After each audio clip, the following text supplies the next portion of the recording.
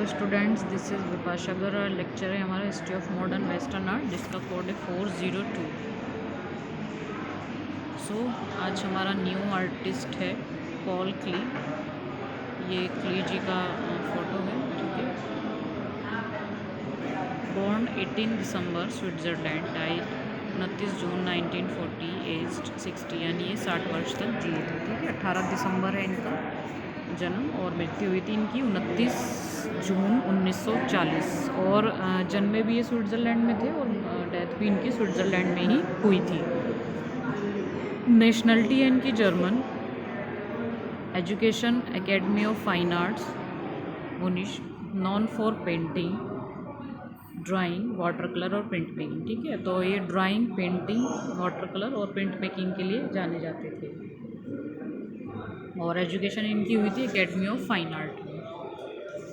Movement है इनका expressionism, surrealism और बहास। नोटेबल वर्क है more than 10,000 paintings, drawing and etchings including twittering machine, fish magic, viaducts, break ranks, है ना।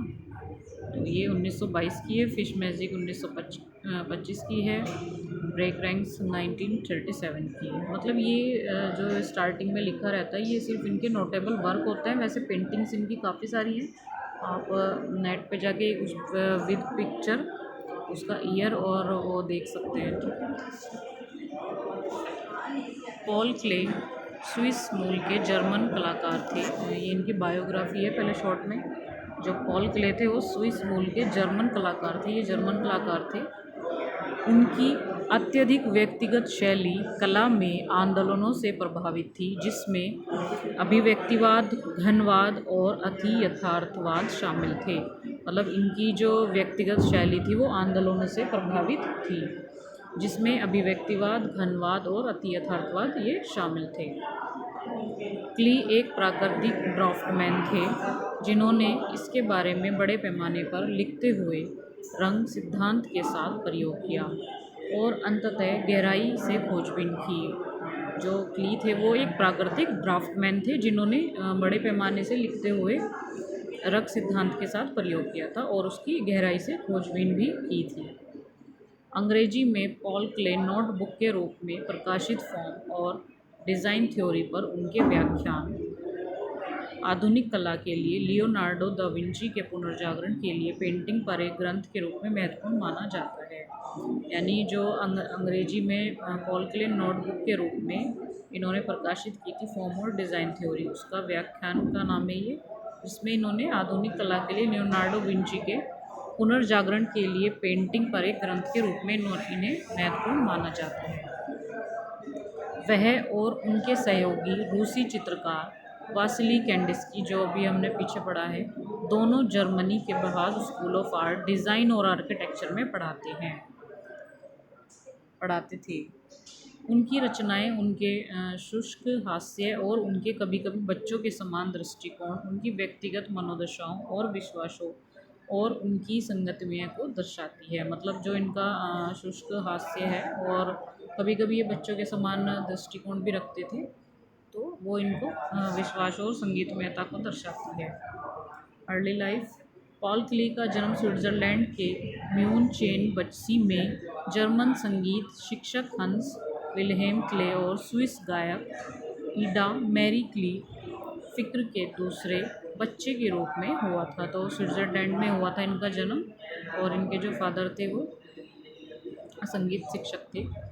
क्ली अपने संगीत कौशल को विकसित करने में सक्षम थे क्योंकि उनके माता पिता ने जीवन भर प्रोत्साहित और प्रेरित किया था। यानी जो इनका संगीत कौशल था उसको इनके पेरेंट्स ने इनको अच्छे से सपोर्ट किया था इस चीज़ में और प्रेरित भी किया था।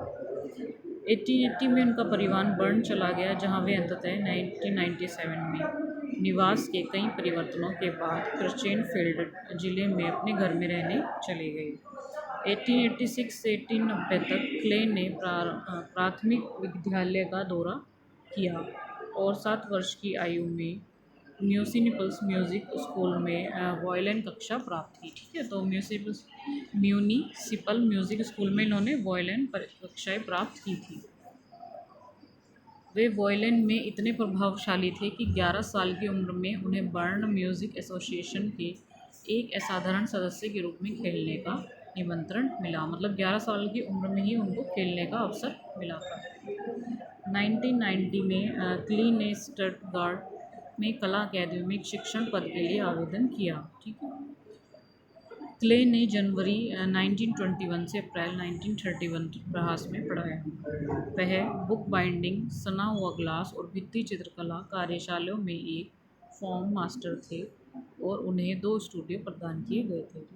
तो 1990 में इन्होंने कला अकादमी में शिक्षण के रूप में आवेदन किया था और इन्होंने जनवरी 2021 से अप्रैल 31 तक इन्होंने बहास में भी पढ़ाया।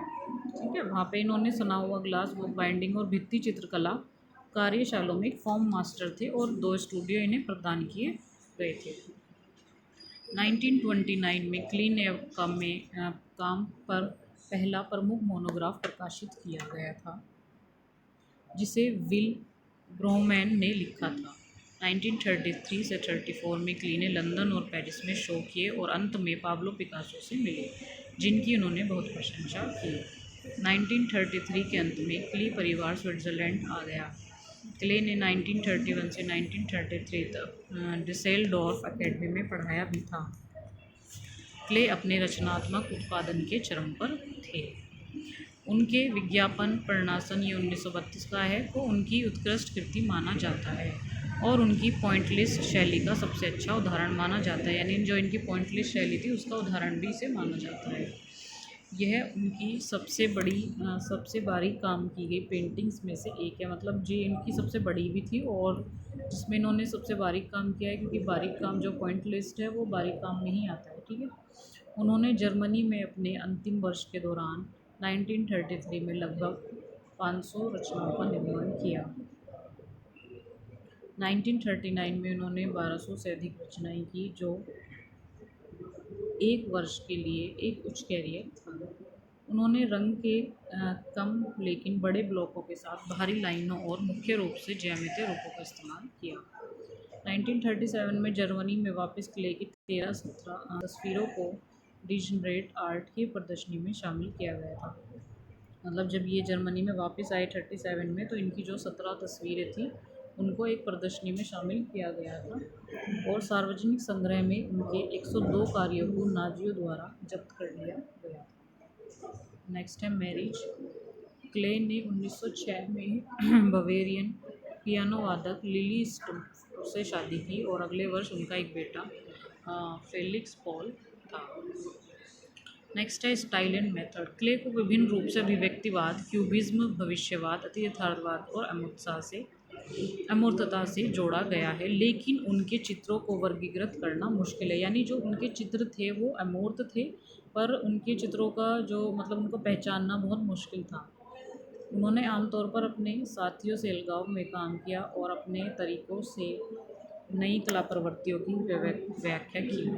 वह अपने तरीकों और तकनीकों में आविष्कारशील था। क्ली ने नई अलग अलग media, oil paint, water colour, ink, pastel, नक्काशी और अन्य में काम किया। मतलब इन्होंने इन सब चीज़ों में अलग अलग उसमें काम किया था।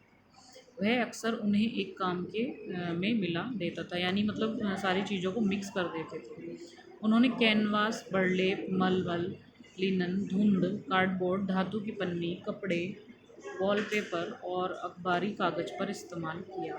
क्ली ने स्प्रे पेंट, चाकू का प्रयोग, स्टैम्पिंग, ग्लेंजिंग और इम्पेस्ट और मिश्रित मीडिया जैसे वाटर कलर के साथ, तेल पेन और इंडिया इंक के साथ वाटर कलर और टेम्परा के साथ तेल का इस्तेमाल किया। वह एक प्राकृतिक ड्राफ्टमैन था और लंबे प्रयोग के माध्यम से रंग और टोनेटी की महारत विकसित की।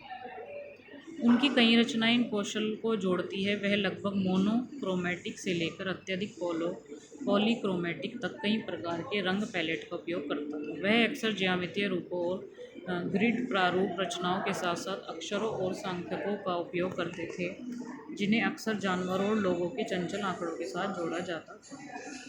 कुछ काम पूरी तरह से अमूर्त थे। अब लास्ट है। अपने अंतिम महीनों में उन्होंने स्वर्गदूतों से 50 चित्र बनवाए। उनकी आखिरी पेंटिंग में से एक डेथ एंड फायर केंद्र में एक खोपड़ी है जिसमें जर्मन शब्द ट्रांड है जो चेहरे पर दिखाई देता है। 29 जून 1940 को स्विस नागरिकता प्राप्त किए बिना उस देश में उनके जन्म के बावजूद मुल्टो लोकार्नो स्विट्ज़रलैंड में उनकी मृत्यु हो गई। ठीक है, आपका आर्टिस्ट ये कंप्लीट हो गया।